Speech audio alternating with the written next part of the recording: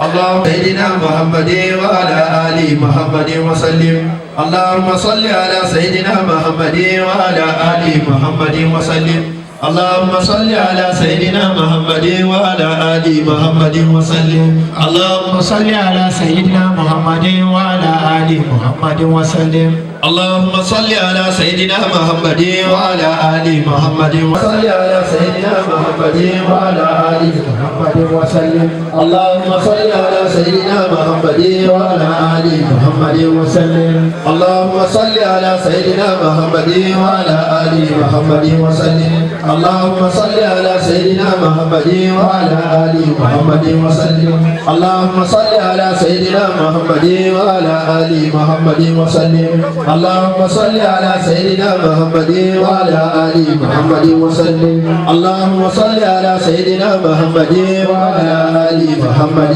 وسلم سبحان سيدنا والحمد لله رب العالمين جماعة جاني آمين آمين جاني آمين آمين جاني آمين آمين ẹ̀rí gbogbo etí aṣèyí àánú ọlọ́run dákun lọ́sàdé ó lé gbogbo wa bá gbogbo àwọn àlùfáà wa àwọn òbí wa ọlọ́jà àánú ọlọ́run ọlọ́dẹ ó lé yín bá àwa tí aláàánú ọlọ́run ọlọ́gbàrá ọlọ́run ya rabbi la hawla wala quwwata illa billahi al-aliyyil azim. sallallahu alayhi wa sallam ọlọ́dà kún sàṣẹ ìkọ̀kan wa pẹ̀lẹ́pẹ̀lẹ́ ọ̀dọ̀ wa aláàjì wa Aminullah Aliyu Nasara àwọn ọmọ jáde náà fáyẹn ọlọ́dà kún sàṣẹ ogun wa pẹ̀lẹ́pẹ̀lẹ́ ọlá Qur'anul azim ọlá rabbi la hawla. Allahu yarhamuha Allahu yukrimuha Allahu yab'athuha fi ahsani suwari Allahumma wa صلوا على الكريم صلى الله عليه وسلم. gbogbo jama a sì yí láfi kan bàbá wa ìmáàmù àgbà bàbá wa Ahmad Aluko ìsọ ọlọ́run ààbò ọlọ́run ọlọ́dà kókó bá wa fi sọ yín fíjì kó wa sọ yín tó ọlọ́jẹ̀ parí ẹ̀ dáadáa ọlọ́run ọlọ́run ọlọ́gbàrún ọlọ́run bisimilahi ilahi bisimilahi rahman rahim ilahi quraish ilahi ra'ilata shita'i was-sayf falyabudu rabba hadha al-bayt alladhi at'amahum min ju'in wa amanahum min khawf. bàbá tí wọ́n bá wa sọ̀rọ̀ ọlọ́run gbogbo ntọ́lọ́run òwí tálẹ́bí òwí ọlọ́run ní jẹ́ wí gbogbo bẹ́ẹ̀ bá ti wá wí ọlọ́run ní jẹ́ náà sì í gbọ́ ọlọ́run ní jẹ́ kẹ́yìn náà sì wí ọlọ́run Qur'anul azim bisimilahi ilahi bisimilahi rahman rahim ya'budu rabba hadha al-bayt alladhi at'amahum min ju'in wa amanahum min khawf. gbogbo jama ti abẹ́ ń ṣe tí wọ́n bá wa ṣe a sì bisimilahi náà tí náà kan fún yàrá wa ìdùnnú tí ó kalẹ̀ ọlọ́mọ sàṣẹ́fẹ́ nìkọ̀ọ̀kan wa bisimilahi rahman rahim inna a'tainaka al-kawthar fasalli li rabbika wanhar inna shani'aka huwal abtar. bàbá ìmáàmù ra kí bàbá wa bẹ̀rẹ̀ sẹ́ kí wọ́n kọ́ sẹ́ ọlọ́run sàlékún dáadáa tẹ̀yìn náà ala Qur'anul azim. akí bàbá wa dáàrí àgùsí tàbí tí wọ́n wọlé bàbá wa rásù wọn wọlé níta náà ọlọ́run sàlékún dáadáa. bàbá wa Òṣùpá àtẹ̀dẹ̀ ọlọ́mọdé kankan ó bàjẹ́ mẹ́ ọlọ́run ọlọ́run ọlọ́gbàrá ọlọ́run la rabbi la hawla wala quwwata illa billahi al-aliyyil azim. bàbá wa Muhammad Jami àríkéwù sọlá àwọn ni wọ́n bá wa.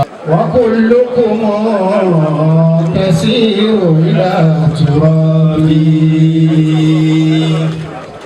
ala khalika yamdi واحدا بعد واحد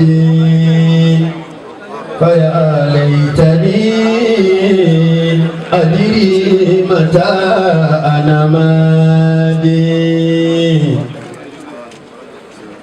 ما في الحياة بقاء ولنبلوكم بخير وشر وإلينا ترجعون.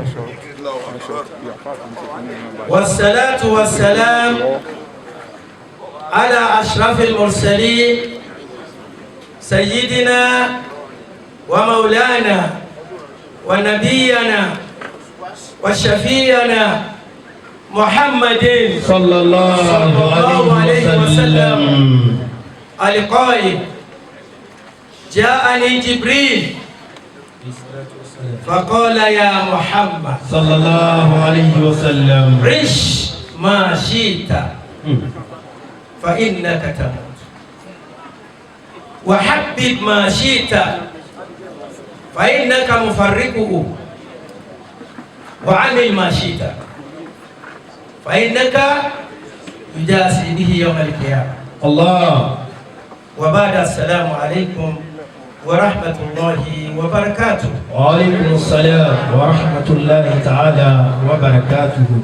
gẹ́gẹ́ bí àsìkò tí a fún mi mo kí bàbá wa ìmáàmù gbogbo wa pátápátá. Allahu hayatahu.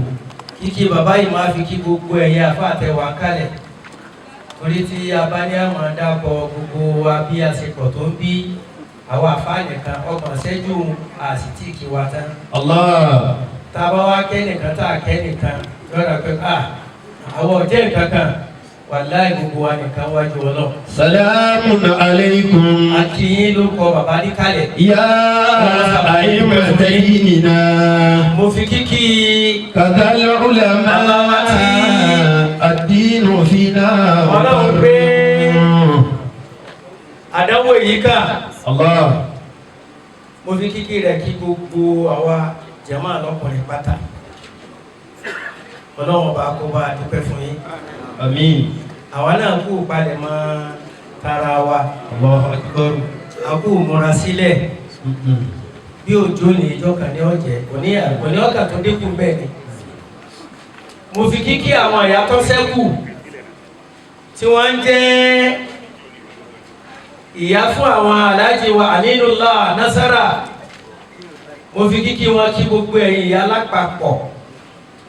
Ọlọ́run kó dúró tì wá. Àmín. Ọlọ́run kó san ẹlẹ́san dáadáa. Àmín. A dúpẹ́ fún Ọlọ́run. Alhamdulillah. Ọba tí panilẹ́kún tí panilẹ́rìn. Allah. Òun náà ni ọjọ́kẹ́ni tó ní ó ní kìí ṣe mímọ̀ ṣe kó ní. Ó ní òsì jẹ́ni tí ò ní ó ní tó bó ti fẹ́ kìí ṣàìmọ̀ ṣe rẹ̀. Allahu akbar. Ọlọ́run bàkà yìí náà òun náà ni ẹni tí pa ni òun ní sì yé ni. Òun lọ sọ nínú ọ̀rọ̀ rẹ̀ wípé kullu nafsin sa'iqatul maut. Dájúdájú gbogbo ẹ̀mí ní ọ̀tọ̀ ikú wò, gbogbo ẹ̀mí ní ọ̀tọ̀ ikú wò bódà tí mìíràn. Allahu akbar. Ọlọ́run ní bákan náà a wà máa dá yín wò pẹ̀lú dáadáa àtàìdá. Níjẹta lọ sí orí tẹ́ àwọn kan sọ pé àwọn èèyàn máa ń kú nìsín. Ọlọ́rẹ̀ wa ńgbà tó kàkàgùn rẹ lọ́mọ níjó lọ́lọ́wọ́ pààyàn. Likulli unasin makbarun bifina'ihim. Àtòrè àti ntàfẹ́ Ọlọ́run náà máa fi adán wò. Wa hum yankusuna wal qubur tazidu. Nígbà tí ń bá wọn fi orí dán wa wò kí ló ṣe àwọn ọmọ ènìyàn tá a máa ń gbàgbé aburú. Likulli unasin makbarun bifina'ihim. Kí ló dé tá a gbàgbé ẹni tí ti tajà wal qubur tazidu. láàrin ọdún bíi mẹ́jọ tó jèrè. Allah. Tó wá ṣọ́ọ̀tì lóṣù kan ti pariwo. A ti gbàgbé pé ọba tó ní dáadáa lọ́la ìdáni. Allah. Níjọ́ tí wọ́n bí èmi pẹ̀lú rẹ̀, wọ́n sọ fún àwọn tí wọ́n bí wa pé ìyá ẹ má ti dìde, èmi ti bọ́lẹ̀ gẹ́gẹ́ bí ọmọ, àmọ́ mi ò lè yè, ìyá mi ò lè yè, àfi kẹ́nìkan tó kù ń kó dé. Allahu akbar. Tani tó kù wọn ò pé lọ́pàá méjì wọ́n níbi. Allah. Likulli unasin makbarun bifina'ihim. Ọmọ ènìyàn lóore ibi tó tẹ̀lé o ọwọ́ ọwọ́ abọ́lẹ̀ ìgbà tíbi tó bọ́lẹ̀ ńlá tó rójú tó orí àtẹ tó mú orí wá. وهم ينكثون والقبور تزيد. àwa adáyé tán a pín.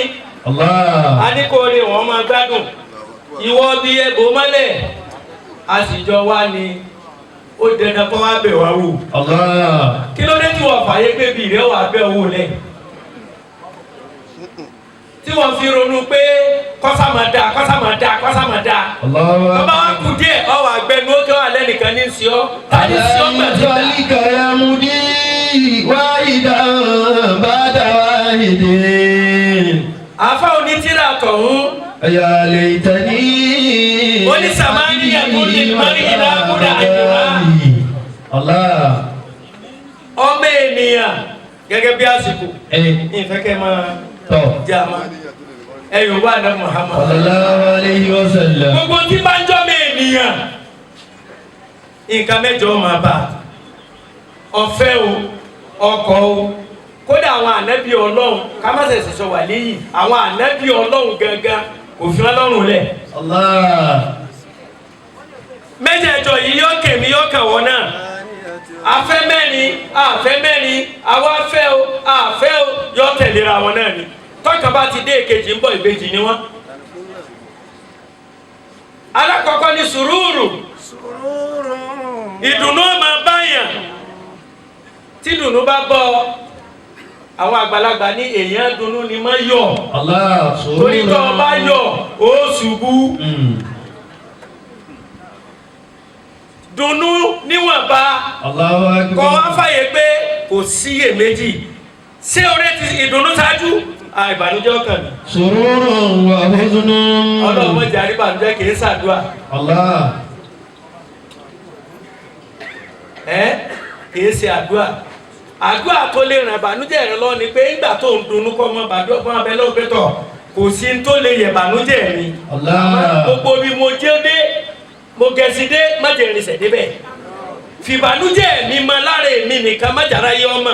Allah. àmọ́ gbogbo kan tó ṣe tó fi ní rí ìbànújẹ́ kò sí. wa huzunun. tá a bá ti rí dùnnú káfáyé ìbànújẹ́ rẹ̀. wajtima'u wa furqatun. kí ni òní tí a dààmú pọ̀ tí ìbànújẹ́ bá dé. Allahu akbar. ẹlẹ́ẹ̀kẹta.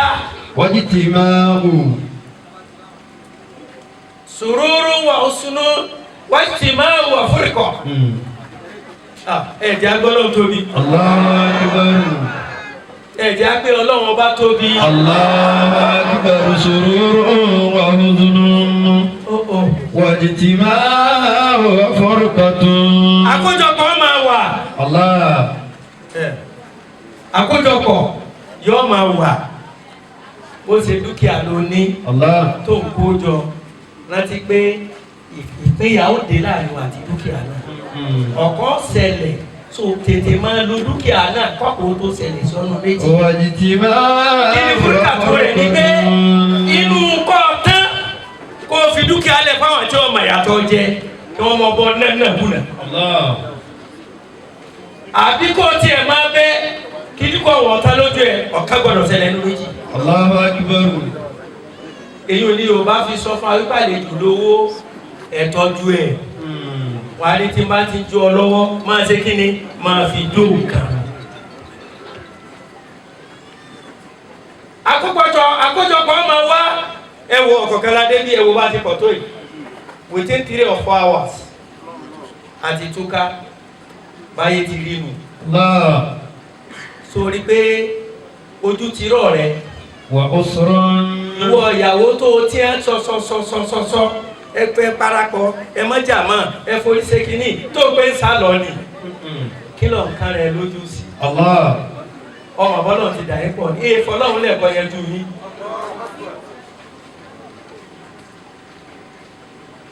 àbíwọ ọkọ tó fà á kékọ́ rí ẹsẹ̀ ni ọmọ lọ yóò sì jojú rẹ̀ nígbà yàrá jẹ́ yóò jáde. Allah. kí ló ń kẹ́jú sí.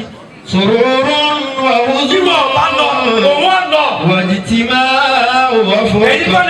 ẹ̀yin kọ́ lẹ para yín pọ̀ ẹ̀ lè túra yín ká. wa usrun wa yusrun. ẹlẹ́ẹ̀kẹfà. wa afiyah. sururu wa usuru wajtima'u wa furqatun. burúkatun wà kíni wà sírù wà yóò sírù súnmọ́ sùkùmù wà fi àwọn kàmákọ́lẹ̀ ẹ̀yìn aláfa ẹ̀yin oníkéwù lẹ̀ wà bí mo ti ní ìníkéwù tẹ́lẹ̀ àwọn ọmọ ní tì mí ń wọ́n mọ kéwù àmọ́ mo gbọ́ Yorùbá. wọ́n ní ẹlẹ́ẹ̀kẹ́ àrùn bẹ́ẹ̀ ìnira ọmọ báyàn kí ni sí ọ tí ọ̀sẹ̀ nìkan rí ara wo ló ní ọtọ tọ́ ọlọ́ọ̀fẹ́ pakòso ìnira wo ló mú ọ tó fífi la ilaha illallah wúlẹ̀ tó lómi ìyà ló kù ìyá oníjàbù bàbá ó tẹ̀sùbá tí sì tún gbé nǹkan ní ìnira náà sì ni kìí ṣe dùnú kìí ṣe dùnú ni a sì tún lè là máa bọ̀ wá ìyàwó ìjọba ma bí kò fi ìsìláàmù lẹ̀ má torí ẹ̀ lówó kò fi ìsìláàmù lẹ̀ má sì nǹkan mi má gbà nǹkan mi gbọ́ ìdẹ̀ra ó dé bọ̀ ẹni tí ń górí èèyàn ẹni tí ń mú lo mùsùláyè ẹni tí ń jẹ fún ẹni tí ń jẹ̀dọ̀ tó bá lówó ojú lọ́kàn ntòsí kó jí olówó Ọlọ́run ti ní olówó ni àmọ́ yóò jìyàwó torí ọ̀nà tó gbà lówó torí dẹ̀ra ń bọ̀ àdé Ọlọ́run nípa ohun ní fara nìyàn kó o má fún yàn dẹ̀ra bí dẹ̀ra lọ́ bá sì dé máa retí ìnira ṣe pẹ̀lẹ́pẹ̀lẹ́. bákan náà sukmu wa àfíà àìsàn máa bẹ má dara rẹ láàmú ọ ṣàìsàn yín ṣàìsàn yọ ṣàìsàn wọ́n ṣàìsàn á sì lálàáfíà tí ì bá sì di ọ̀pá wa tọ́ra ìsàn kọ́ ni ìwọ́kọ̀ wa ti gbádùn for complete 40 years of age tọ́lọ̀ wa máa ń san ọ̀sẹ̀ kan dé tọ́ wa sọ ìmánì rẹ̀ nù táwọn tí ó tàn ọjà wọn gbé tó wọlé àwọn àgbà ní tálágbòsì àgbà wọn lọ́kọ́lọ́ nígbò ní ẹbí tí fi ń jágbà wájú Ọlọ́run tọ́ bá sì jẹ́ pé gbogbo kálukú àwọn àfáàní gbogbo àwọn èèyàn ní bíríkìlà mẹ́bí kìíní kan bọ́ bá jẹ́ pé ìwọ àgbà tí wọ́n ń wí bẹ́ẹ̀ ń ba ayé jẹ́ ni ìwọ náà dìde pé mi nì dìde kọ́fàrẹ́ hàn pé wọ́n ní àsojú tí o tó lè fi hàn àbọ̀bádà kí á mọ̀ jìyà rẹ̀. sọmọsùkúmù wà á fìyà. ìkí àtọ́lá kọ́ bá Muhammad. sallallahu alayhi wa sallam afẹ́lẹ́ sùnmọ́dí ní nabiyyi Muhammadin. sallallahu alayhi wa sallam. wa dhurriyyati minha nabiyyi Muhammadu. sallallahu alayhi wa sallam. wọ́n ní jọ́ kan ànábì ní jọ́ kan. sallallahu alayhi wa sallam. Jibril wá bá ó ní ya Muhammad. sallallahu alayhi wa sallam. ó kọ̀ ẹ́ wúwo lẹ́nu. sallallahu alayhi wa sallam. ẹ wọ́n kọ́ ló ti fẹ́ràn ànábì tó. sallallahu alayhi wa sallam. gbogbo tí o bá rán ṣe afáàmì dákun ṣe sùúrù ṣe sùúrù. fàáhà kọ́dà tẹ̀líkù fún bàbá tó ṣàdádù. gbogbo ìgbà tí o bá rán ànábì ṣe. sallallahu alayhi wa sallam. àwọn àbàbà àwọn afáwa ní ẹjọ́ kò lẹ̀ yóò lè ní ya Rasul. sallallahu alayhi wa sallam. ó lè ní ya ayọ́ àlùmọ́sálẹ̀. ó lè ní Yasin. ó lè ní Mudasiru. ó lè ní Tọ́ha. sallallahu alayhi wa sallam. àmọ́ gbà tí Jibril ló délé yìí ó kọ́ lọ́la máa nàbí lórí. sallallahu alayhi wa sallam. torí tọ́fẹ́ tẹ̀yìn ẹ̀ wá ni kìí ṣe tàrífí bọ́lọ̀ sì ti ní ohun wá nù. wọ́n ní aish máa ṣí ìta ànábì sallallahu alayhi wa sallam. máa lò gbé sí ayé rẹ bó bá ti wù ọ́ àmọ́ ó kù ó bọ́lọ̀ tí máa dojú ọ̀rọ̀ kà nábì nù. sallallahu alayhi wa sallam. àmọ́ wà ní ń bá wí nígbà tó lọ ní yáyọ nàbíyù ìsátàlákùn nìsá ànábì mélòó lọ́kọ yàwó Ọlọ́run rán ànábì sí wa ni bẹ́ẹ̀ náà lọ́run sọ pé àtẹ̀mí àtiwọ́ máa ṣègbésí ayé ẹ̀ bá ti wù ọ́ ó kú ẹnìkan tó bọ̀ sọ̀rọ̀ ẹnìkan tó gbọ́rọ̀ lọ́wọ́ àfi tinú rẹ̀ máa ṣe bẹ́ẹ̀ ó kú wàá bí màṣíìtà sallallahu alayhi wa sallam. fàyín náà kà mú fabriku ọ̀rẹ́ wa máa fẹ́rẹ̀ ni ọba fẹ́ bó ti wù ọ́ ẹlòmíà ni mo lè torí lágbájá kú ó sì mọ̀ pé èèyàn bú ni bá ìfẹ́ lẹ́lòmíì ní sọ́mọ rẹ̀ tó fi kọlu bọ́ Ọlọ́run ìfẹ́ lẹ́lòmíì ní síyàwó rẹ̀ tó fi kọlu bọ́ Ọlọ́run Allahu akbar. ìfẹ́ lẹ́lòmíì ní sọ́kọ rẹ̀ tó fi kọlu bọ́ Ọlọ́run sallallahu alayhi wa sallam. ẹ wá nífẹ̀ẹ́ ní tẹ́ fẹ́ nífẹ̀ẹ́ fàyín náà kà mú fabriku ànábì sọ fún ọ wípé gbogbo yín ẹ padà tún kánà ni ẹ̀já kọ́lọ̀ tó ní. Allahu akbar. Akí bàbá wa Nasara ó ti nífẹ̀ẹ́ alájà sílífà tó sílífà dà Allah.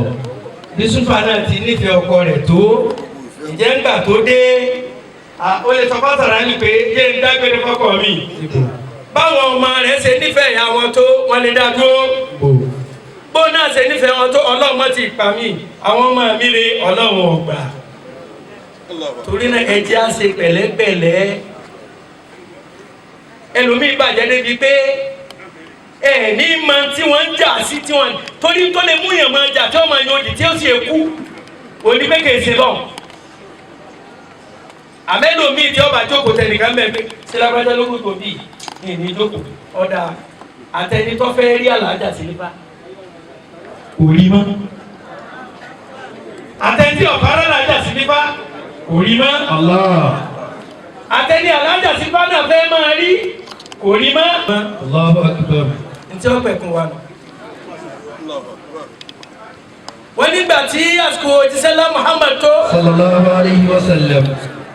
nínú àwọn sábàlì kìrá à ń pe arákùnrin kan ní Ukasha wọ́n gbọ́ lẹ́nu àwọn bàbá wa tí wọ́n wà kálẹ̀ yìí àwọn sheikh wa Al-Misri àwọn bàbá wa tí wọ́n kó wa jọ àwọn ìmáàmù wa láti Markaz gbogbo wọn tí wọ́n ti sọ náà là tún dà pé fún yìí àtẹ̀gbọ́n mi Nuru Zama má bínú wọ́dà wọ́n ní arákùnrin yìí Ànábì wa gun mímbàrí sallallahu alayhi wa sallam. ọwọ́ ní ẹ bá ń ka àwọn èèyàn jọ ó ní ẹ̀yìn èèyàn mi èmi ni mo dáa jù nínú yín torí mi lànà bí Ọlọ́run kìí ṣe fáàrí àmọ́ síbẹ̀síbẹ̀ náà ẹ dákun nù yín gbogbo ẹni tí mo bá ṣẹ̀ kó foríjì mí àbíkọ́ àgbẹ̀sán. Allah. Ànábì nù sallallahu alayhi wa sallam. wọ́n sì pé kí ni ó ṣe tí ọba ṣe kó ṣe Ọlọ́run dúró dé ọ̀la ní kìámà ni so agbára tiẹ̀ ti tán láyé sọ́tán ọ parí ọwọ́ àjábọ̀ Ànábì ní bẹ̀rù ẹ̀san fa tálà Ànábì ṣe láìda àmìyàn máa ṣe nǹkan míì èèyàn máa ṣe nǹkan míì èèyàn máa sọ̀rọ̀ míì tó jẹ́ pé ọ̀rọ̀ tí wọ́n sọ ọ̀tọ̀ níbi tó ń sọ sí ọ̀tọ̀ níbi tó ń tọ̀ ń gbọ́ sí tí ó sì máa bínú lórí ẹ̀ mo rántí ẹ bá ń ṣe kúlẹ̀ aláàkàn bá ń ṣe pọ̀ tó yìí bàbá wa Alhaji Rahimi Ààrẹ bisimilayi kuli wàllá. bisimilayi rahman rahim huwallahu ahad allahu samad lam yalid wa lam yulad wa lam yakul lahu kufuwan ahad. èyí tí mo ń sọ yìí ó ti lé lógún ọdún àbí jù bẹ́ẹ̀ lọ. tọ́ ìwọ̀n ń ṣe wáàsí mo wá ń sọ pé gbogbo wa àwọn tá a wà lọ́dọ̀ ẹja múra gbogbo wa náà láfàbà mú gárà bàbá dẹni ọ̀run lónìí. Allah. bàbá bá ní èmi làwọn bá wí.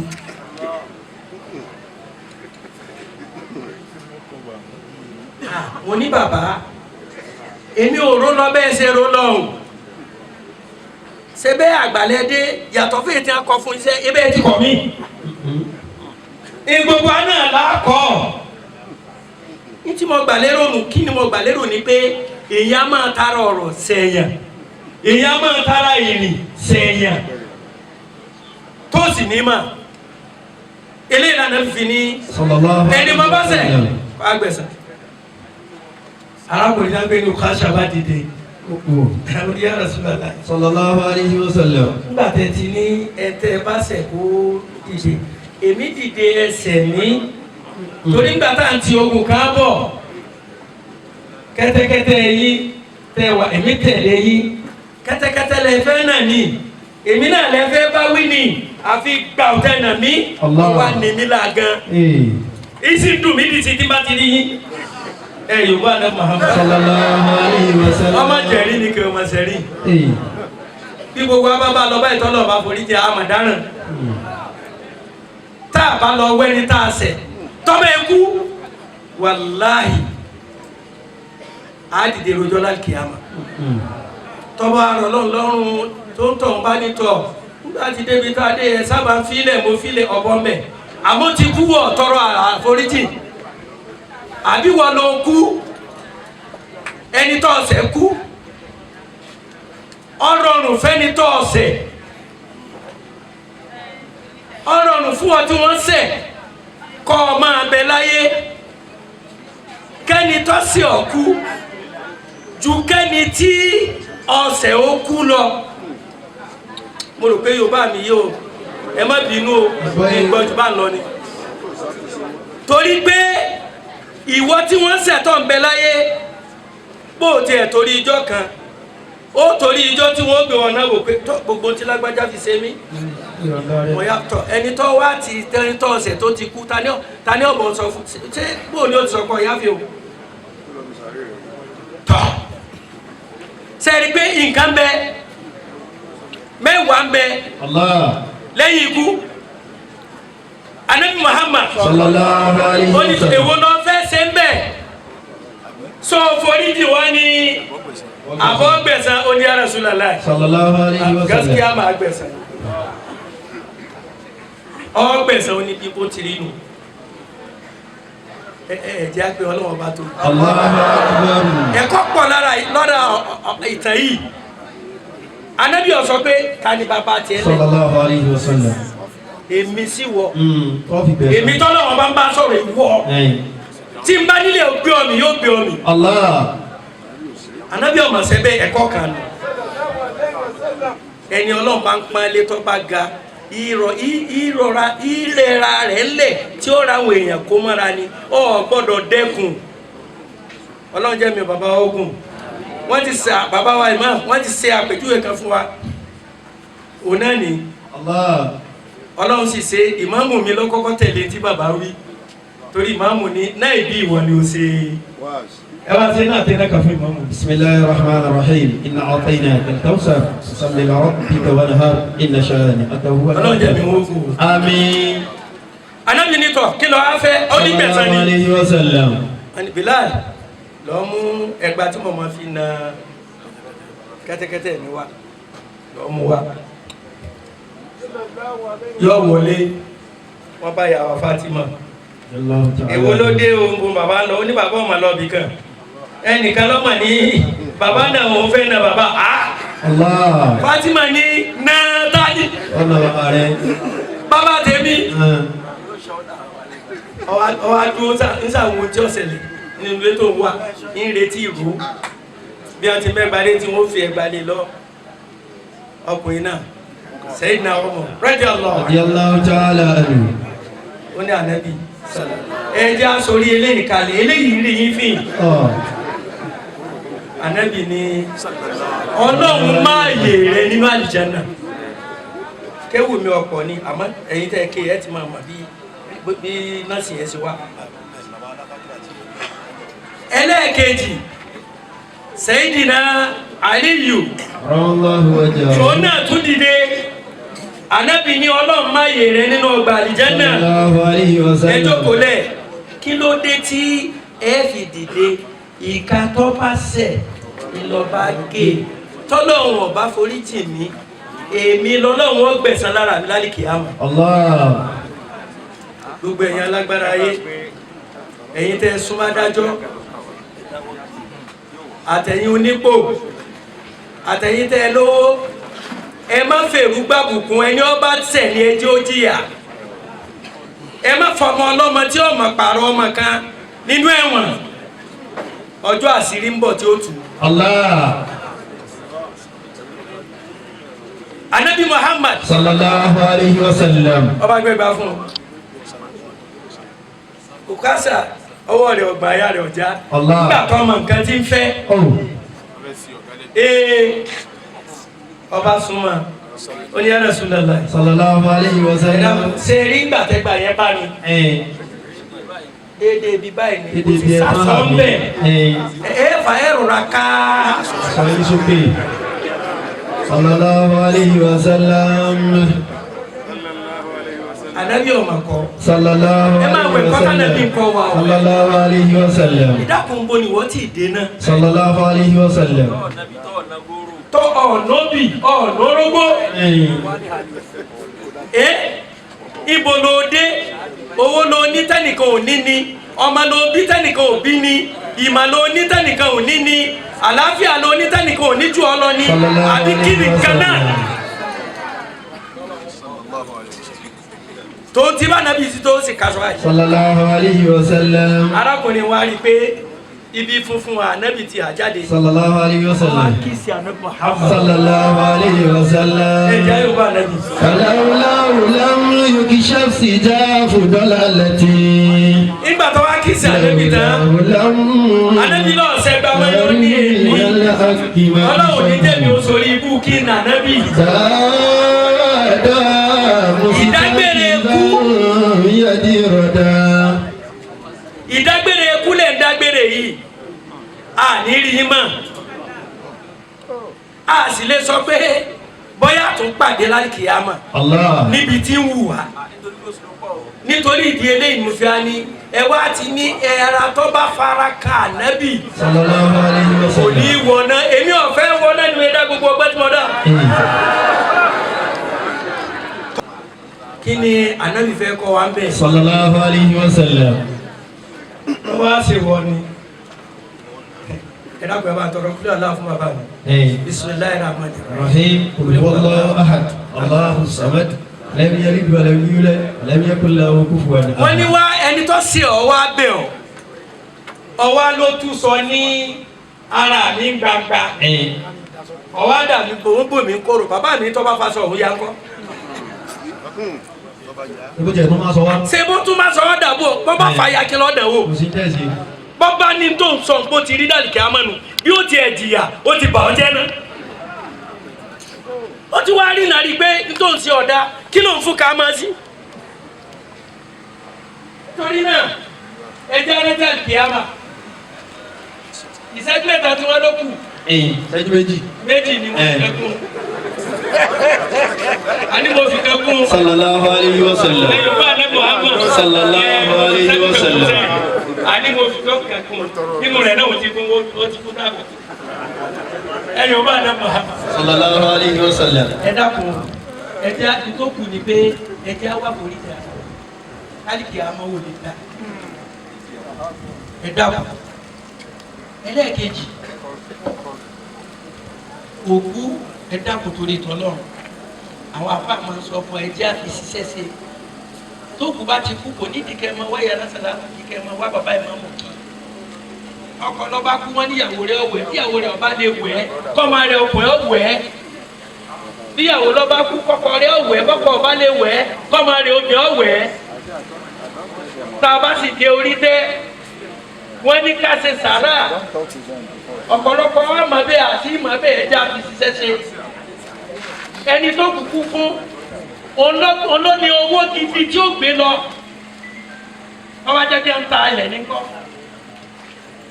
ẹni tọrọ ẹ̀ka ẹ̀ tó máa fi ṣe rálẹ̀ ẹni rálẹ̀ lára wo lẹ wá lẹ̀ sí iṣẹ́ oṣù èlò là ń fáwọn nígbẹ́ tá a bá ní kẹ́ wọ́n nínú owó ẹni tó kù ká mú lọ. Allah. ká fún wọn bèlè á ní. nípa àdé eléyìí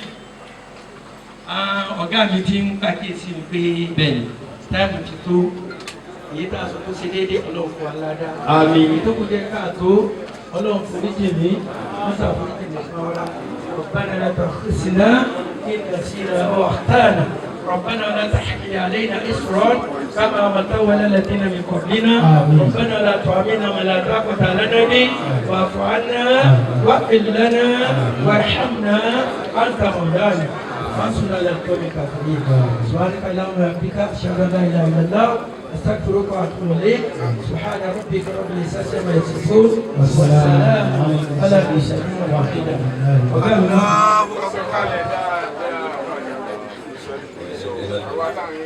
ìgbà tó bá fún yín káàmì wọn tẹ̀lé káàmì bẹ́ẹ̀ ẹ̀dùnkú bàbá fún yín káàmì káàmì ẹ̀ káàmì mo jẹ́ ẹ̀dùn fún yín tẹ̀lé káàmì. ẹ dákun gẹ́gẹ́ bí ní bínú ìṣẹ̀lẹ̀ àbùdá ní wọ́n dààmú wọn. bàbá wa alimisi ni 15 minutes alájà nínú wọn fún mi ní tọ́ láti tẹ̀ bàbá kò ń bẹ̀ tán amir bàbá wa amir dẹ́yìntì àwọn náà fún 15 minutes ẹ̀dá fún mọ́jú tó bá wọn jùlọ. Inshallah àgbàsí inshallah Inshallah. ológun ọlọ́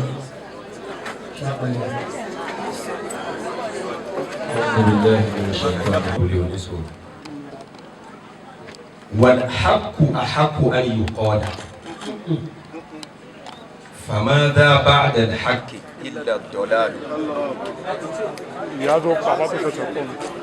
ọlọ́ni anáàtò sọ̀rọ̀ fún òwúmi kẹrí òdodo ńlẹ̀ kẹmà gbé ní ọ kí ló dé tẹ́mà gbọ́tọ̀ sósì fàmádà ba'da al-haqq lẹ́yìn òdodo téèyàn bá ti sọ òdodo kò sí nǹkan mí lẹ́yìn rẹ̀ tó bọ́ fẹ́ para òjíṣẹ́ ńlá ní quli al-haqqa sallallahu alayhi wa sallam walaw kunta tara fihi halakan fa innahu najatun ọ̀gá ló sọ bẹ́ẹ̀ sallallahu alayhi wa ọ̀gá sallam yìí sì parọ́ ó ní sòdodo wẹ̀yìn kún tatara fi halakan kódà kó dodo yẹn kó wọ agbádá àparun lójútọ̀ ń wo báyìí agbádá àparun ló wọ̀ pé tí n bá sòdodo yìí mo mọ̀ lè parẹ́ mi lọ rí o jíṣẹ́ la ní sọ fa innahu najatun ó rí pé tó bá súnmọ́ dáadáa tó bá ká agbádá báyìí ó rí pé ọ̀là ló wà bẹ́ẹ̀ Allahu akbar èyí ò lè sòdodo kó tiẹ̀ kó tó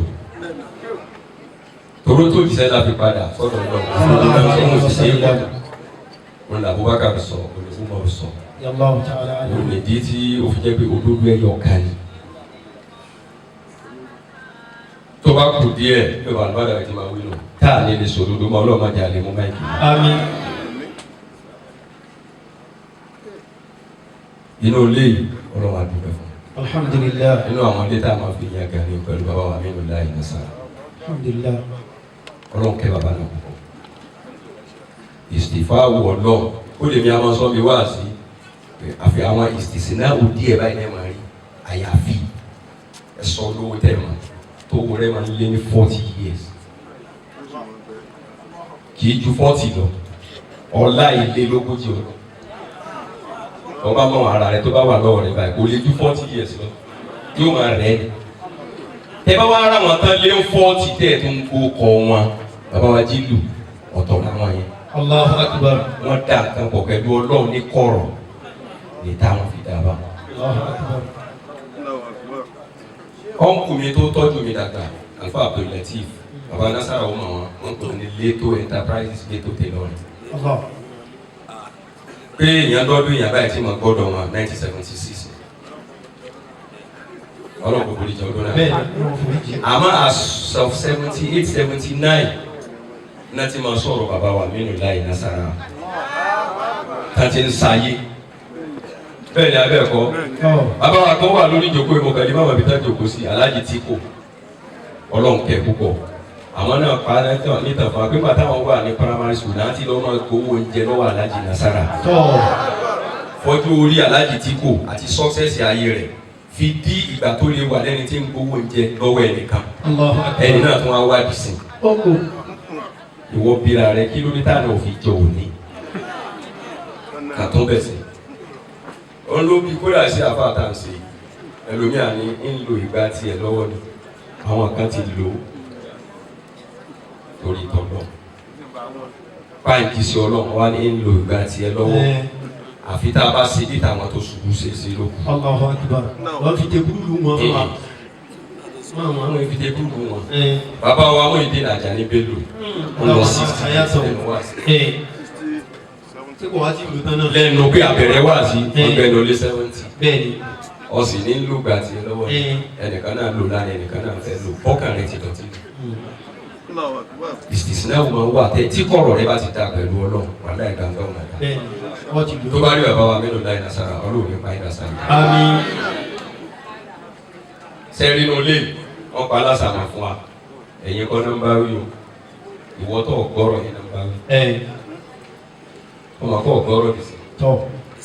wá sí ẹ̀yin obìnrin ni ẹ̀wò làbúrò má lè kọjú sí sẹ́bẹ̀ ilẹ̀ bíà tó bá wù yẹn fi nǹkan sí a. ibi ìwà náà.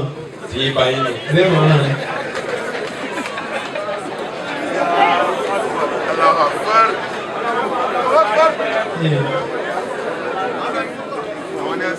kà ní rí kí mádà ni kò tí bá ń lọ mẹ́rin má rí kí mádà ni ẹ sọ́ọ̀tì nu. ká sòdodo fún yín bẹ́ẹ̀ tí ń ṣe yóò dá. tábà pé wà níjà mẹ́wàá wá parí ìjà orogún ni mẹ́sàn-án bẹ́ẹ̀. kí ni ń ṣe tẹ fàyè sọ àwọn afá lásàlátù yìí tẹ́nu wọn padà gbọ́rọ̀ nígbà tí ṣe wá sí fífún yín lásàlátù ẹ̀ gbọ́rọ̀ dì sí. bá ti ṣe tó ní dáwà ẹ̀ gbọ́rọ̀ ọsọ bẹ́ẹ̀ ní tààlim ẹ̀ gbọ́rọ̀ ẹ̀ lọlé kí ẹ̀ yàtọ̀. báwọn ọkọ yín ti jòkó yìí àwọn náà mọ 90% nínú wọn ò tó ká pàṣẹ nínú ilé. àwọn gánmà àbí tó bá fẹ́ káàbù. alájà ni wọ́n ní orí. sẹ́ẹ̀rí ayé tẹ̀ ń lò ló fi dàgbé wáàsí wa máa ń pọ̀ pẹ̀lú ẹ̀yin obìnrin mo sọ fún wa bí wáàsí kan jò ní téèyàn bá níyàwó tó dáa tí wọ́n ọkùnrin ò bá dáa gbogbo ọmọ rẹ̀ ní òye. àmọ́ ọmọ kírun tó bá lọ bàbá wa jébù kọ́ sí lọ́ọ̀ tó bá lọ tọ́ bá níyàwó ogún tọ́ bá bímọ mẹ́wàá wọn ò ní pé kan tí mẹ́wàá bá yọ tí wọ́n tó béèrè pé sọ wọ́n bí mi ṣé mi ìṣẹ́kùnulé láàfin máa ń fẹ́ ra oríire fáwọn ọmọ látara ìyá ẹ̀ ẹ gbọ́dọ̀ ní sùúrù púpọ̀ ẹ̀ dá bẹ́ẹ̀ ti ń sè ọ̀pọ̀ ọ̀nà yín náà lọ mú wá látò kó tán fẹ́ yín níjọ́ tẹ̀ tó mú wá ló ń padà lọ lé ó ní ẹ ká lọ ẹ̀ lọ ẹ padà mọ̀ lójú wọn lọ ẹ lọ àwọn ẹlẹ́yìn ọ̀kan ló yín kì í ṣe pé kó wù wọn kan ṣe súnà ànábì àmọ́ wọn ò bí dá. sallallahu alayhi wa sallam. yóò jẹ́ yàrá ẹ̀ sùn òun náà sì mọ̀ ó sì bẹ̀rù yín yá ayọ́ ànábì lima tuharrimu ma ahallallahu laka tabtagi maradata azwajika wallahu ghafurur rahim.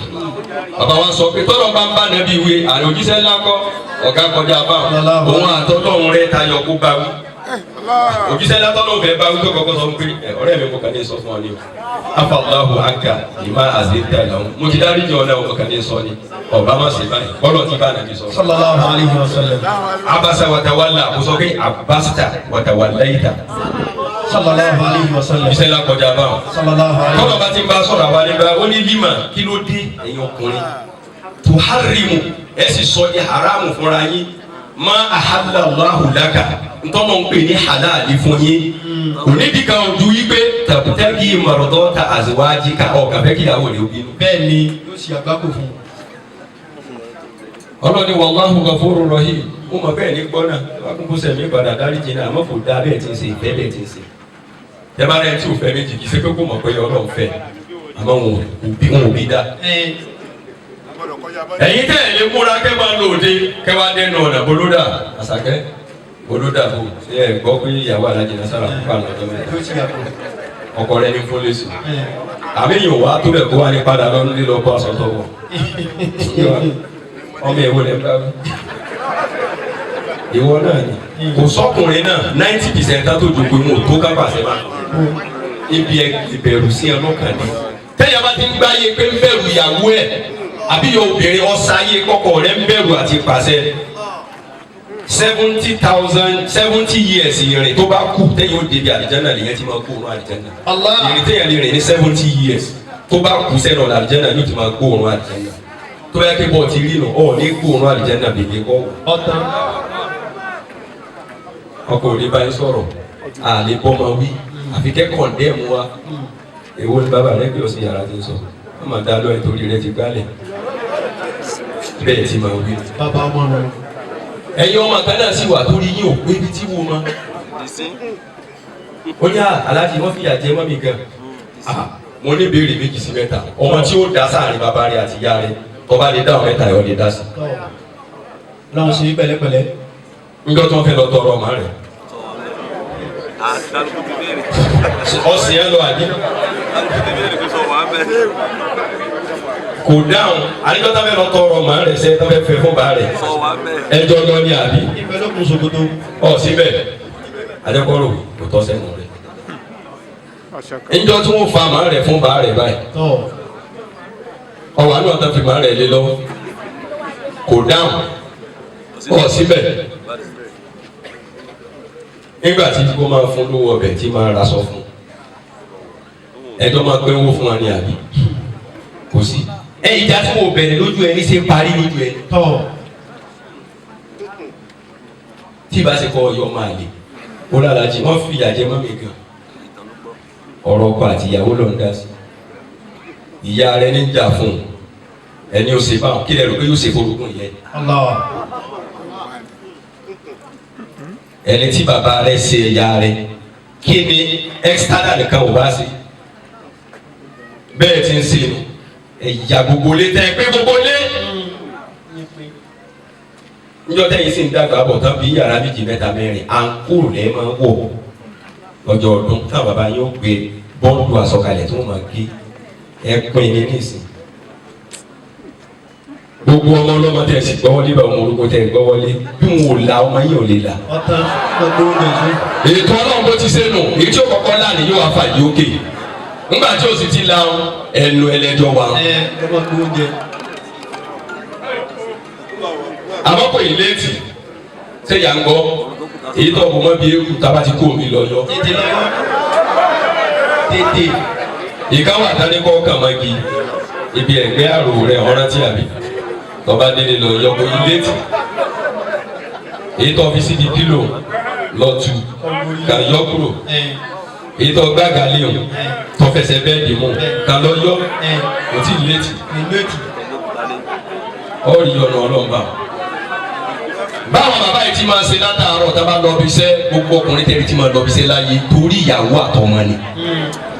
àtọ́lá ẹgbẹ́ oúnjẹ tá a jẹ ni déédéé bí mo ṣe wà mo lè má ṣiṣẹ́ kankan tí ma jẹ tí ma mu àmọ́ kẹ́lẹ́ jẹ kẹ́lẹ́ mu kẹ́lẹ́ jọ ẹgbẹ́ làáfi jáde nílágo mẹ́fà bọ̀ káwọ́ nílágo mọ́kànlá lẹ̀ sóyẹ ká máa bọ̀ káyà wa máa já bẹ́ẹ̀ tẹ̀ sí.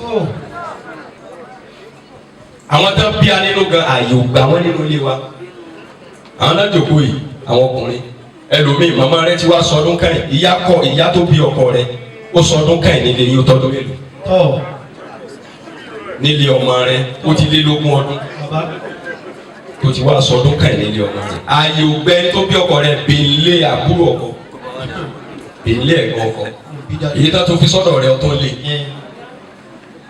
ó ní mo yá àparọ́ ma àti lé àti mú kú o sọ níbi tó ní tiẹ̀ náà ti wá pé tọ́mọ bá jalè jẹ́mọ́ nítọ́ lọ́hùn ṣé inú báàgì rẹ̀ ní òfin tó jí sí ìwọ náà ní àkólà nígbà tá a tú báàgì inú àpàtì tájù láti bá ilé náà jọ́nà náà náà fi lé ọmọ náà kúrò gbogbo olú ọmọ tẹ ilé bá wọn ti padà rán yín mọ́kà àbí wọn ti rán mọ́kà ntọ́ka yàmi lẹ́nu fún ọ ní pé gbọ́dọ̀ mú rìsíìtì mọ́kà wọ́n sì tó kà ọ lójútì aláìlóore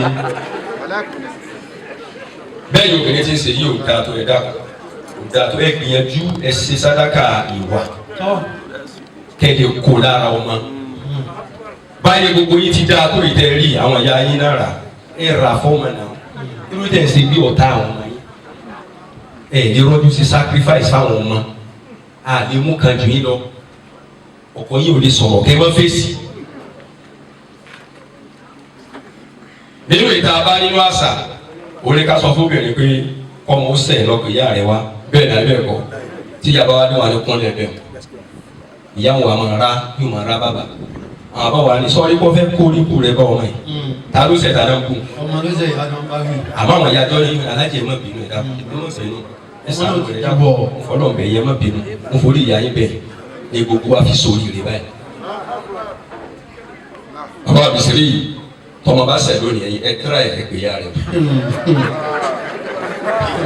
Fatima nínú pè ya rẹ wa mami wọn pè bàbá dé kúnlẹ̀ bẹ́ẹ̀ ọmọ rẹ awọ ẹ̀yìn aláàjì kí ni èyí lè ní ẹ bá bọ́ ọmọ wí ní ẹ bọ́ ọmọ wí fà èwo wa tèmi kúnlẹ̀ bò ẹ bá fẹ́ bọ́ ọmọ wí ẹ bọ́ ọmọ wí ta ìyá ọmọ ló ṣẹ̀ yá lẹ́ẹ̀ máa bẹ́ẹ̀ ti rí nù níjọ́ náà lọ wọ́n sì fi yẹn dẹ́rù bọ́ ọmọ ní ńgbọ́ bá rí màá rẹ̀ ti ń dilẹ̀ mú ọmọ pé tiẹ̀ bọ̀ ẹ̀yin ti sin tá a bá bọ́ ọmọ yìí tá a bá ti jáde báyìí má dàbà rẹ lóhùn má jò kórè ibú bọ̀ ọmọ olórí ibú ni ọ̀sìn kú ònú ní rẹ olórí ibú tí òjò waste máa yé gbogbo ń tọ́ sí lè gbà lé ọkọ béèrè lọ́wọ́ àwọn tí wọ́n lè ṣe I'm sorry tí wọ́n kíkì wọn jáde ọ̀rẹ́ pé ní ti ń ṣe ẹgbẹ̀rún I'm sorry lọ́dún àlè ní ìsìn dáadáa déédéé tọ́ ní sí fọkọ rẹ tẹ́lẹ̀ ọ̀sẹ̀ tọ́ ní sí tátọ́ ọba yìí jáde ọ̀sẹ̀ mẹ́wàá rẹ̀ ń ta ọ̀sẹ̀ mẹ́wàá rẹ̀ bí ti fún ọ ní 10 naira tọ́wọ́n rò pé ó kéré o wàláì ọ̀fẹ́ 100 naira dáná fàlì owó ara rẹ̀ ọ̀tọ̀ fi dáná fàlì. yóò tó kun masini lọ. ẹ jẹ́ àṣẹ dáadáa táwọn ọkùnrin bá ń gbìyànjú bá ti mọ ìṣèwádìí wọn lónìí ní àbá sọ bí táwọn náà kú díẹ̀ káàkiri sí torí kìí ṣe kó àná àdá bá ti rí.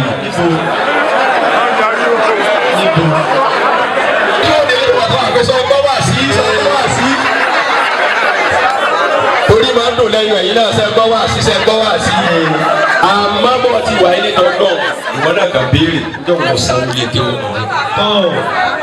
béèrè jọ́tọ̀ ra sọ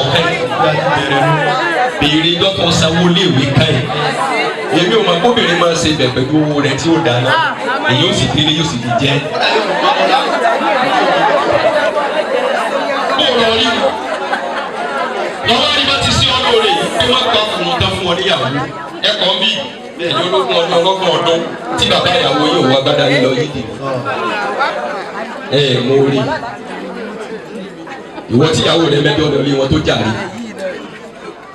ìyàwó rẹ mẹ́jọ lọ lé wọn ó wá jàre àìwọ lọ ti fẹ́ẹ̀lì kan tó mẹ́jọ lọ ó níbi téèyàn páàsì dé nílé àná tọmọ wọn bá mẹ́jọ wá wọn sọ fún mi pé fásilà padà sí tọ́jú ọmọ orí ò pé nọ́mbà wọn ló kọjá o kí lọ tó fi ó ṣe ọtí páàsì àwọn amẹjọ lọ wọn ni yàrá bá sọ fún bàbá dájú agídípọ bàbá kínní ìwọ lọ ṣe dáadáa èyí ló ṣe dáadáa bẹ́ẹ̀ ti ṣe à ń rí tàtẹ́ ìmọ̀ dán táwọn ìyàwó yẹn wọ slippers náà tẹ́ ń wà kísà ayé wọn ò dáa ju bá ti fún yín lọ lágbàdá ti fún yín ayé wọn ò dáa sí.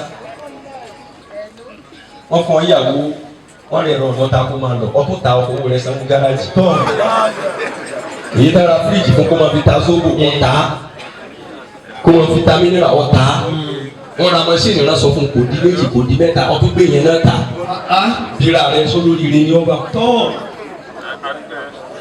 ẹ̀yin náà ṣe dáadáa èyí tá a kàn sọ ní pé ẹ̀yin yà wá sẹ́ni tá bá fẹ́ẹ̀lì mo bẹ̀ yín lórúkọ rẹ̀ ẹ̀yin náà má tó fẹ́ẹ̀lì ẹ fi ẹ̀ lẹ̀ bá ti fẹ́ẹ̀lì lọ ẹ̀yin ẹ̀ ṣe dáadáa káyà àwọn ọmọ òde dáa táyọ̀ wọn akókó ti dáa wọn náà kókó jẹ́ bẹ́ẹ̀ àbí tá bá fún kọ́kọ́rọ́ mọ́tò yóò kókó gbà ẹ fi lẹ̀ fọlọ́ subhana rabbika.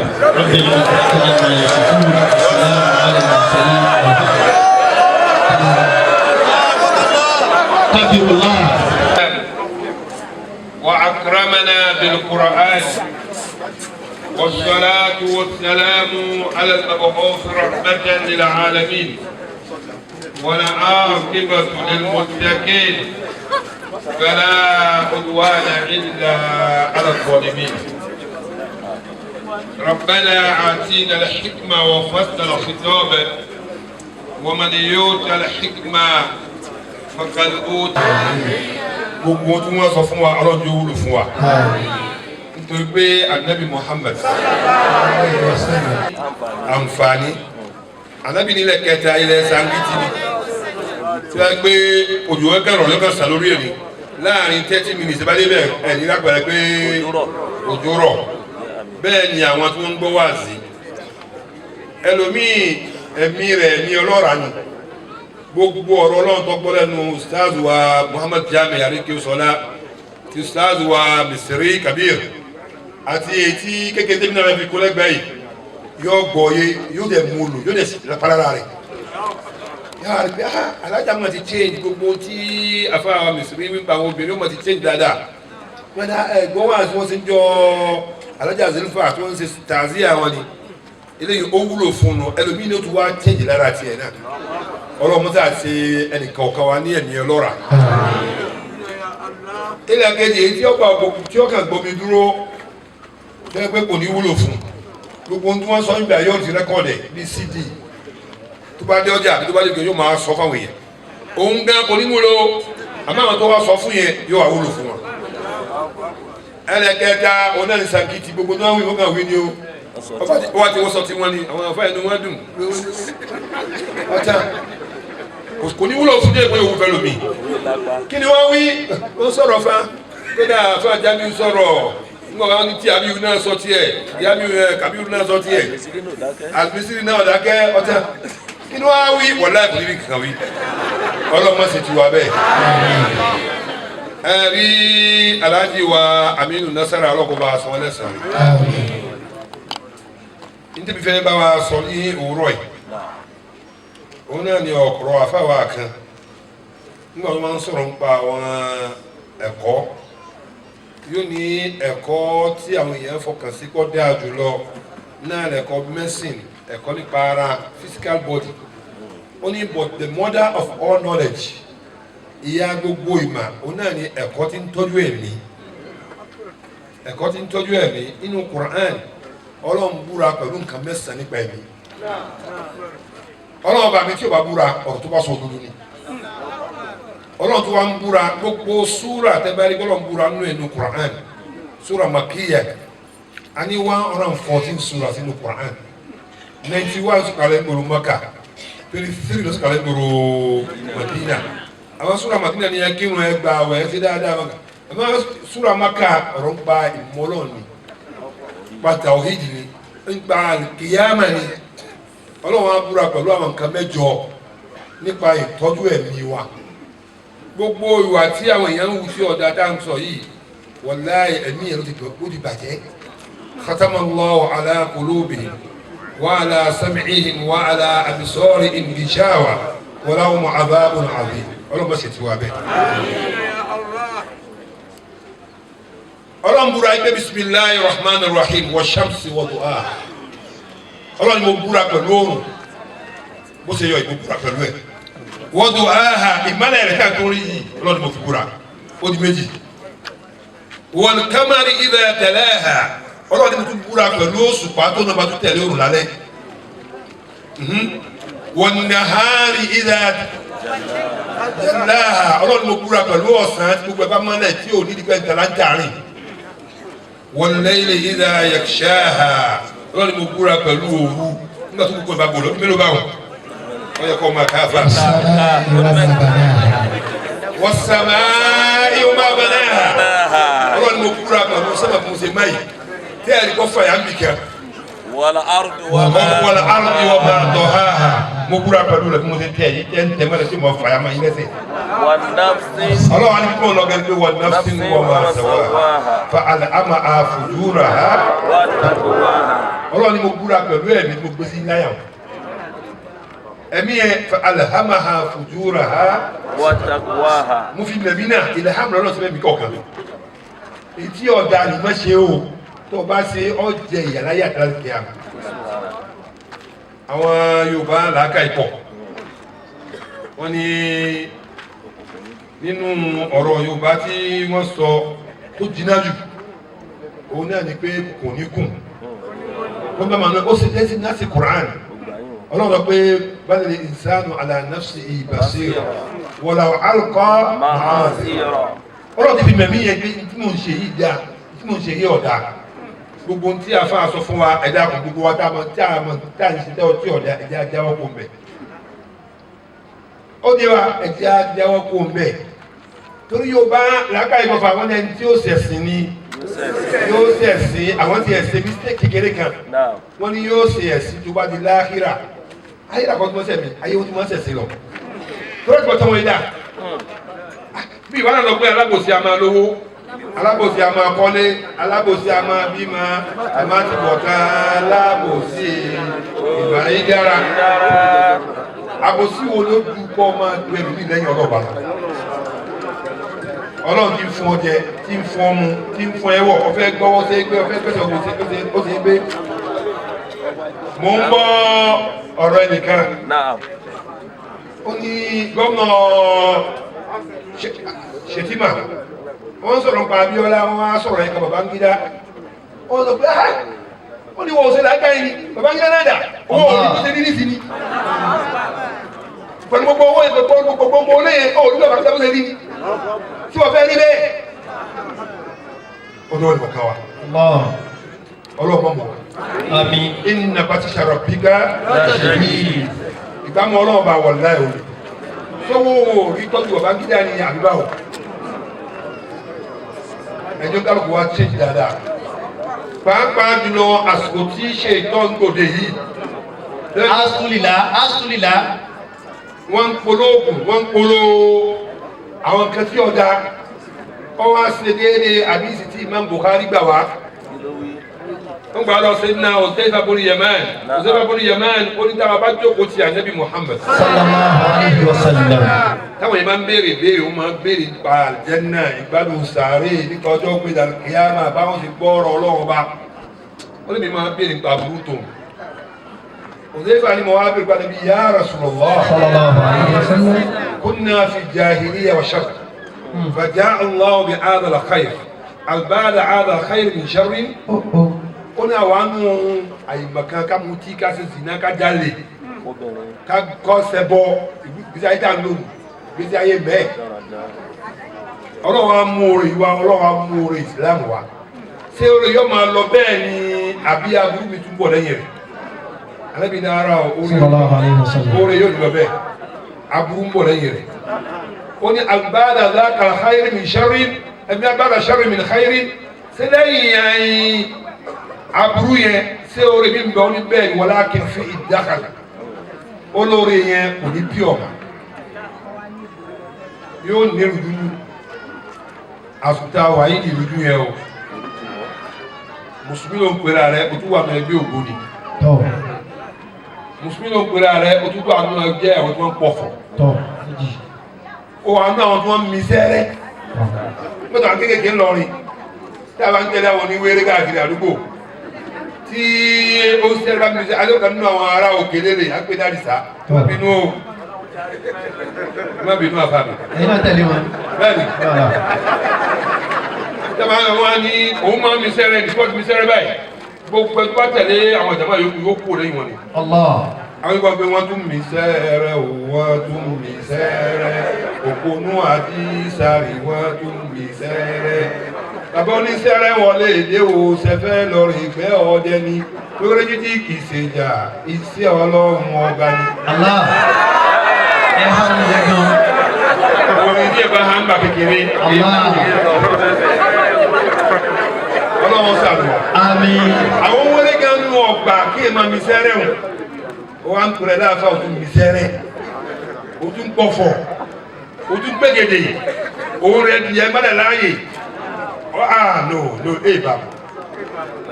Ẹjẹ́ tẹ̀lé ọ̀rọ̀ àfáà wa oní àádọ́rí. Àfáà Abdurrahman Ahadori ó ní awwalu ma yajibu ala al-mukallaf tashihu àbí ẹ̀dá kọjá tó ìmọ̀ ni wà ṣe kúrò nìkan kàdé ọlọ́wọ́ bá màmá wa Zulfa tá a gbé sọ́lọ́lù sàárè ọlọ́wọ́ bá ti sàárè rọrùn fún àmín wọ́n ti pé mi náà lọ bó ti pé wọn náà lọ nìyẹn fa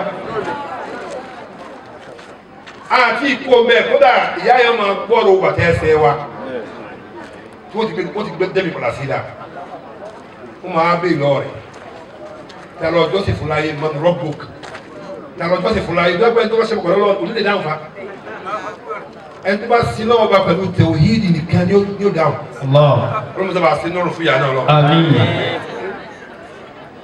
ẹ̀sìn wo ló ṣe tí wọ́n tó ń ṣe Islam tó tún lọ ibi tó ti ń gbomi tútù wà tó tún lọ rí òkè mo sọ fún yín àwọn ẹ̀ṣẹ̀ tó ń ṣẹlẹ̀ ń bá yẹn jẹ́ wallahi tẹ̀lé búrọ̀ kan bá mi gbé àmì àbúrò àwọn kú ìyàwó ẹ̀ sì kọ́ àwọn ọmọ lọ chọ́ọ̀chì ní Mando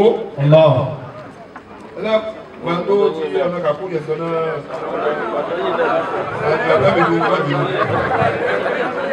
ó ní búrọ̀ abẹ́ ṣe báyìí ẹni tó dẹ̀ wà ní director ss nígbà náà ọ̀rẹ́ mi ni mísúbà ò ní jẹ́ adé mbàlíbà tó bá fún mi ní àdírẹ́sì ss níjẹ́ mo mọ̀ pé gbogbo àdúgbò kọ̀ọ̀kan ní ss tiẹ̀ tó bá fún mi ní àdírẹ́sì ss tó wà ládùúgbò ọ̀hún pé ní Idris abàlíbà ló bá ní ká jí wá níbi 6 o'clock ọjọ́ kejì abá sì lọ dé lọ 6 o'clock ọjọ́ kejì ló bá ní church náà dààmú àti church yẹn ni ló bá ní ká lọ bẹ̀ nígbà tó kú díẹ̀ jáde bẹ́ẹ̀ níbi àìsàn títí lọ mo wá park wọ́n ní kí yá lọ mi mi ò gbọ́dọ̀ níbẹ̀ wọ́n. ìdó bá sọ̀rọ̀ ara yín nìyẹn. tí bá lọ bẹ̀ wọ́n tí máa ń jáde bọ́ táwọn yẹn bá rí gbà sáde ní ọ̀dán sáde ní ọ̀dán gan o alábàájíkẹ́ dúró báyìí máa ss yẹn pẹ̀lú ẹni tó jẹ́ bí ẹ̀gbọ́n ẹdún kọ́mọ ló bá lọ bíi 30 minutes later wọ́n bá jáde pẹ̀lú àwọn ọmọ yẹn ọmọkùnrin méjì wọ́n bá kó fún wa pásítọ̀ church wọn tẹ̀lé ọgbà aláàjì wọn ní kẹ́ ẹ wọlé ẹ̀dẹ̀ wọlé àwọn ò ṣe yàtọ̀ yìí gbà yìí nǹkan kan náà lẹ̀ sí wọn à kódà tí bá lè ní sùúrù ju bí aago mẹ́sàn-án gbogbo àwọn eléyìí mọ́kà ẹ̀ máa ní ojú ọ̀wá yìí wàláhì tẹ̀láhì ó ní ẹwà ìwọ́n tó ń pèrè mùsùlùmí tó ṣe yẹ ọmọ tó ń ṣe ọmọ tó ń ṣe ìsìláàmù rẹ̀ wúlò ọlọ́run ní lakum dinukum waliya din ọlọ́run sì máa ń gbogbo àwọn súrà báyẹn tó sọ̀rọ̀ ń pa àkídà báyẹn bá wọlé àti amadélẹ̀ súrà méjì pẹ̀lú sọ̀rọ̀ méjì náà gbogbo súrà rẹ̀ màkíyà ni gbogbo ara yìí ha sórí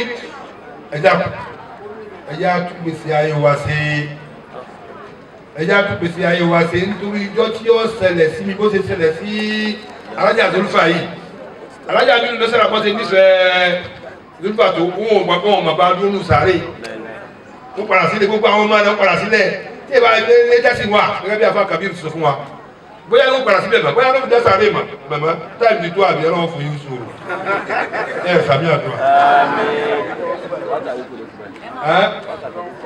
bákà wọ̀nyí. Allahu akbar.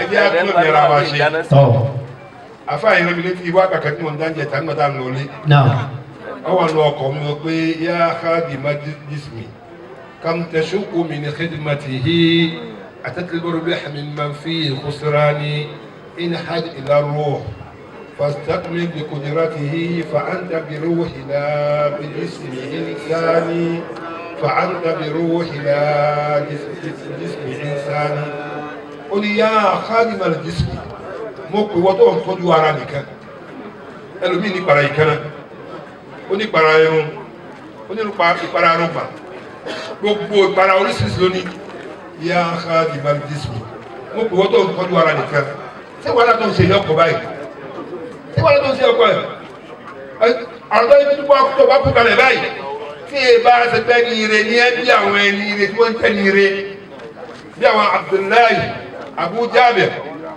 fẹ́ pé nígbà tó kú ọ̀la tí wọ́n lọ tó jogun Uhud Abdullahi kọ́má rẹ̀ ní Jabir ọkàn mi sọ pé lọ́la màá wà náà tí wọ́n wò lójú ogun màá wà náà tí wọ́n wò lójú ogun ẹ má bínú afẹ́ Kabir náà lò 15 minutes lọ gbogbo tẹ́ yá khadima al-jism. bẹ́ẹ̀ni afẹ́ Kabir bí náà wọ́n lò 30 minutes lọ ẹ má bínú bíi Abdullahi bin Ababa Jabir ńgbà tí ó kú ọ̀la tí wọ́n lọ sọ́jọ́ ogun Uhud ó bá ní ọmọ mi ọkàn mi sọ pé mo wà nínú àwọn tí wọ́n kú lọ́la mo wá fẹ́ sọ̀rọ̀ mẹ́ta kankan lẹ̀ fún ọ mo fẹ́ kó mo tó aláàkọ́mọdé gbèsè láti sọ gbèsè mi. alájà Aminu ọlọ́wọ́n ní sí ìyàwó ní gbèsè lágbègbè gbogbo owó tó máa jẹ ẹ bá wa san. ẹlẹ́ẹ̀kejì Madina sanabi Muhammad ẹlẹ́ẹ̀kẹta sọ́rọ́ àwọn àbúrò rẹ̀ ọmọbìnrin ni wọ́n wọ́n lè kéré dákùnrin tó wọ́n dáadáa Jabir bàbá rẹ̀ ń bá sọ̀rọ̀ báwọn Jabir wọ́n sọ pé nígbà wọn dé ogun yẹn the first person tó kọ́kọ́ parí ogun bàbá wọn Abdullahi wọn kọ́ parí ogun Jabir wọn fẹ́ fẹ́yàwó ó ní gbogbo gbèsè bàbá wọn lòún sẹ́tẹ́ kó tó fẹ́yàwó wọn fẹ́ fẹ́yàwó ó tó wá fẹ́ adé níbọ̀ àdébí wa ní Jabir ọmọ kékeré ni ẹ̀ ó ti lọ́ọ́ lè fẹ́ ó ní bá mi ní kí n mójútó àwọn ọmọ tí n bá fẹ́ ọmọ kékeré òní lè mójútó àwọn àbúrò mi mi fẹ́ nígbà tó ti bí máa rí tí ó lè bá mi mójútó àwọn Allah. Jábìr gbogbo ala máa ń tọ́sẹ̀lẹ̀ lójú ogun owó pé wọ́n ṣe ànábì kan léṣe. Sallallahu alaihi wasallam. Ànábì kan kan ẹyin iwájú báyìí kan. Wọ́n sin àwọn sàábẹ̀ yẹn ní masitẹ̀rì àmì. Wọ́n kà sin wọn tó tẹ̀lé àwọn 70 làwọn sàábẹ̀ tó kú jọ̀nà. Ọlọ́run kò bá kẹ́ wọn. Wọ́n fọdà lè pe Jábìr ọkọ̀ wá tẹ lọ́rùn. Lẹ́yìn oṣù mẹ́fà ọwọ́ àti bá Nabi Muhammad. Sallallahu alaihi wasallam. Ya Rasulullah. Sallallahu alaihi wasallam. Yóò rí ìta lọ sọ́jọ́ gbogbo owó tẹ́ ẹ rántí àwọn bàálù ìdíkínà láti bu wọn sí àbí ìbí bẹ́ẹ̀ ni. Ó ní mo fẹ́ lè tú wọn sí kí n ṣe ń kálukú sọ́tọ̀ọ̀tọ̀. Àsábì bá lè ṣe wàhálà rẹ̀ lẹ́yìn oṣù mẹ́fà. Jábìrì wa lọ sí Uhud bí tá a máa ṣe ziyara lọ sí máa ṣe hajj. Jábìrì wa lọ síbẹ̀ ó wá hó òkun jáde ó ní bákan náà ló bá wọn nù sàárè. Ara wọn yàtọ̀. Ó ní in fact ẹ̀jẹ̀ ara wọn sì fresh. Ọ̀kan nu wọn ó fọ ọwọ́ rẹ̀ lẹ́kùn báyìí. Àwọn aṣíwọ̀ yẹn nígbà tí àwọn arìnrìn tó ti kú ní ọkọ̀ ló ti fọ́ léwu nígbà táwọn fọ́ yẹn ọwọ́ ìtúpadà síbẹ̀. Lẹ́yìn àwọn òkú dáadáa báwọn òkú wo ni wọ́n gbé kalẹ̀ láàrin tó fẹ́ dájọ́ mẹ́rin tí ò ní máa wú.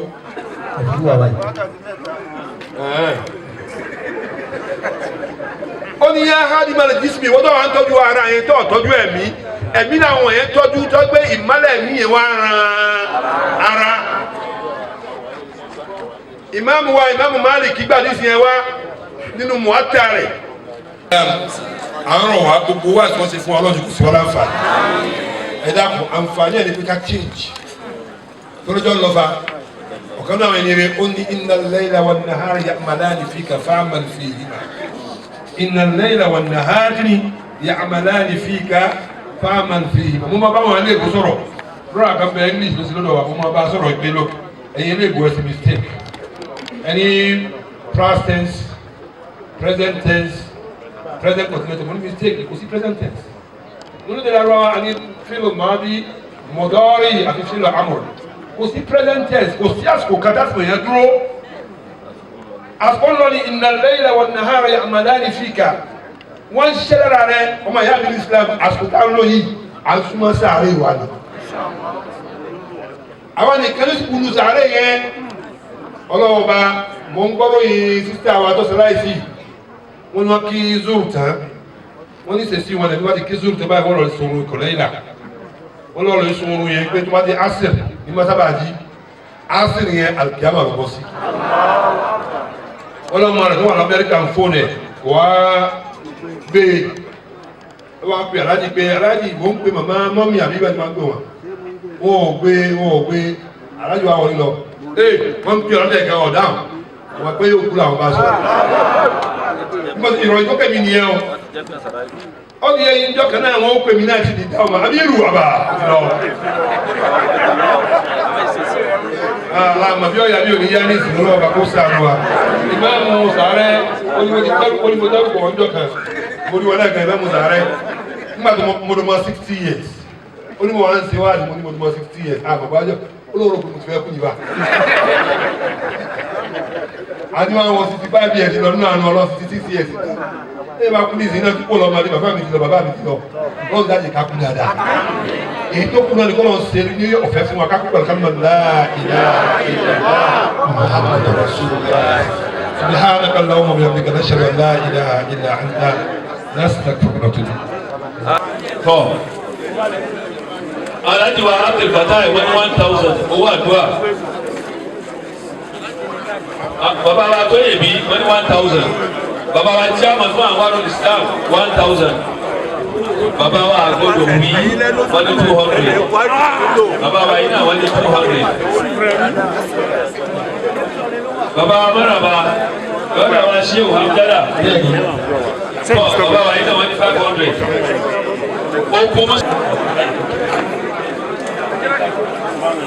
Bàbá wa yìí náà wọ́n ní 1000. Bàbá wa yìí wọ́n ní 1000. Bàbá wa Muhammadu Alusubu.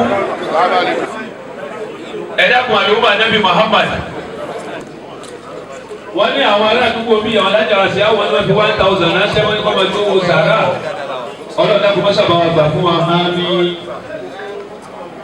Bàbá wa tẹ́ ń pè mí àwọn náà ti mú owó àdúrà wá bẹ́ẹ̀ ni wọ́n fi ṣiṣẹ́ wọn tó gbára fún yín. bàbá wa yìí náà wọ́n ní 1,000 naira. iṣẹ́ wọn mú débi ẹ dákun ẹ jẹ́ kí yàwá ní farabalẹ̀ ẹ jẹ́ kí yàwá ní farabalẹ̀.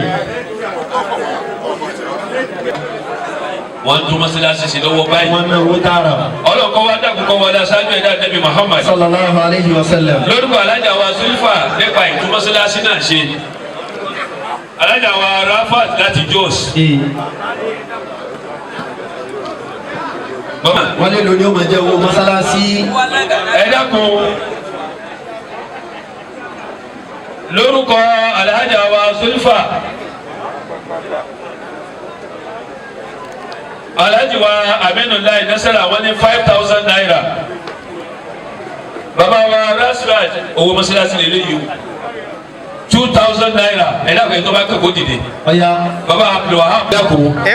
ẹ̀yin sista sabu ẹ̀dá kan lórúkọ tí a máa dàgbà bá bínú tó rà Nabi Muhammad. sallallahu alayhi wa sallam. program tá a fẹ́ ṣe ní Sunday pẹ̀lú ògbóló tó bá ti lọ́ọ̀tì ṣe gbogbo ọmọ lọ sí rọrùn torí Nabi Muhammad. sallallahu alayhi wa sallam. ẹ̀dá kan ẹ má bínú ẹ̀dá kan owó mọ́sálásí gbogbo ẹ̀jọ̀ máa dá sí. bàbá yìí wọ́n ní owó 500 owó mọ́sálásí. ẹ̀dá kan gbogbo ẹ̀jọ̀ máa dá wọ́n ní 2,000 naira owó mọ́sálásí nìyí. owó mọ́sálásí wọ́n ní owó 1,000 naira. owó mọ́sálásí ni 1,000 naira. ẹ̀dá kan wọ́n ní lórúkọ àwọn àfáà tí wọ́n wà. فلمي جمعي وأفلامي بوال. ọ̀làjà mi orí ní àárọ̀ yìí ọjọ́ ti lọ púpọ̀. àlùmọ̀ nàbì Muhammad.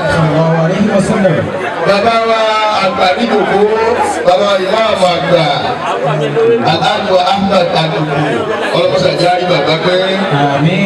ẹ̀yin àbáyọ̀ wa ṣe àdúgbò grand chief imam. ẹ bá wa ṣe àdúgbò tó jáde lẹ́ẹ̀kan sí i. bàbá wa aláàjì wa Aminulayi Nasara tí gbogbo wa kò tí láti jẹ ìta eléyìí ọ̀rọ̀ oúnjẹ ọdún oúnjẹ lẹ́sìrà wọn ọlọ́mọbí lọ́dọ̀ ọlọ́run.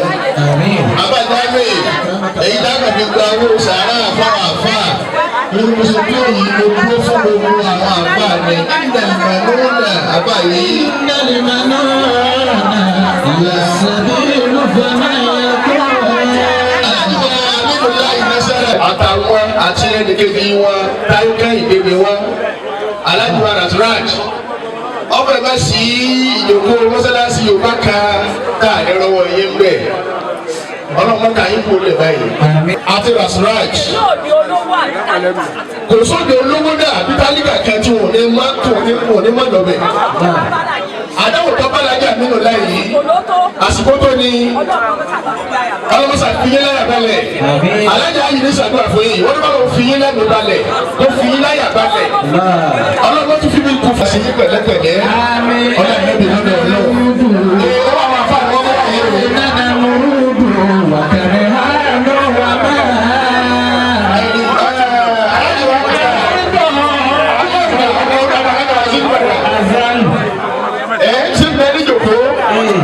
àwọn ọmọ olóòkú wọn náà wà fún àlọ ẹ̀yà àwọn ẹ̀yà wa alájà kébé lárabá. ẹ̀yin lè sọ bẹ́ẹ̀ bá dáhùn lóko ṣoṣo wọ́n ní bá dáhùn lóko ṣoṣo àṣìbẹ́ làwọn náà sọ bẹ́ẹ̀. Al-Fatiha bismillahir rahmanir rahim alhamdulillahi rabbil alamin arrahmanir rahim maliki yawmiddin إياك نعبد وإياك نستعين اهدنا الصراط المستقيم صراط الذين أنعمت عليهم غير المغضوب عليهم ولا الضالين آمين آمين. بسم الله الرحمن الرحيم تبارك الذي بيده الملك وهو على كل شيء قدير الذي خلق الموت والحياة ليبلوكم أيكم أحسن عملا وهو العزيز الغفور الذي خلق 7 سماوات طباقا ما ترى في خلق الرحمن من تفاوت فارجع البصر هل ترى من فطور ثم ارجع البصر كرتين ينقلب إليك البصر خاسئا وهو حسير ولقد زينا السماء الدنيا بمصابيح وجعلناها رجوما للشياطين وأعتدنا لهم عذاب السعير وللذين كفروا بربهم عذاب جهنم وبئس المصير إذا ألقوا فيها سمعوا لها شهيقا وهي تفور تكاد تميز من الغيظ كلما ألقي فيها فوج سألهم خزنتها ألم يأتكم نذير قالوا بلى قد جاءنا نذير فكذبنا وقلنا ما نزل الله من شيء إن أنتم إلا في ضلال كبير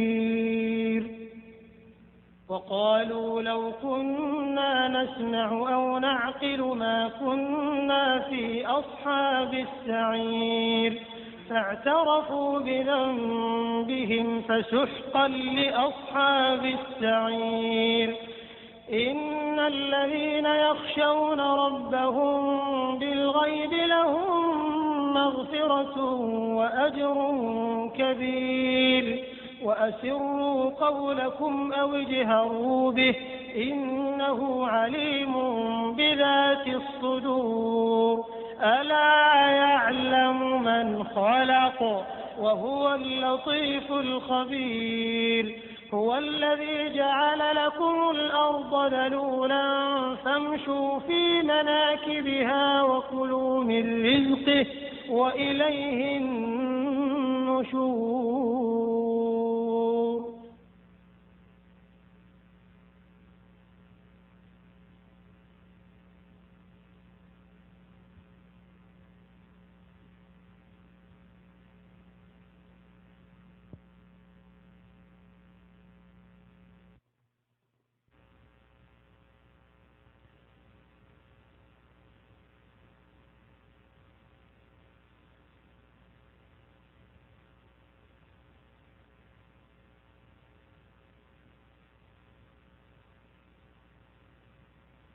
أأمنتم من في السماء أن يخسف بكم الأرض فإذا هي تمور أم أمنتم من في السماء أن يرسل عليكم حاصبا فستعلمون كيف نذير ولقد كذب الذين من قبلهم فكيف كان نكير أولم يروا إلى الطير فوقهم صافات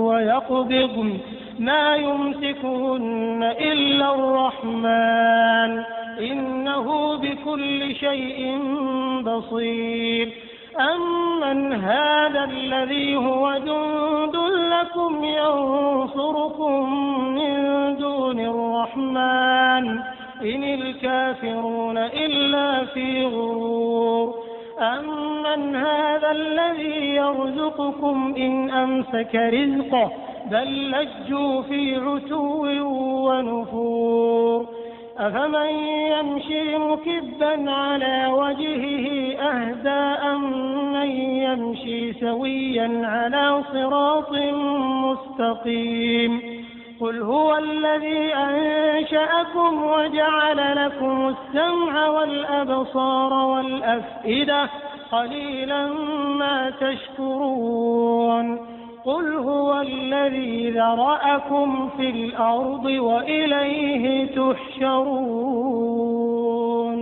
ويقولون متى هذا الوعد إن كنتم صادقين قل إنما العلم عند الله وإنما أنا نذير مبين فلما رأوه زلفة سيئت وسيئت وجوه الذين كفروا وقيل هذا الذي كنتم به تدعون قل أرأيتم إن أهلكني الله ومن معي أو رحمنا فمن يجير الكافرين من عذاب أليم قل هو الرحمن آمنا به وعليه توكلنا فستعلمون من هو في ضلال مبين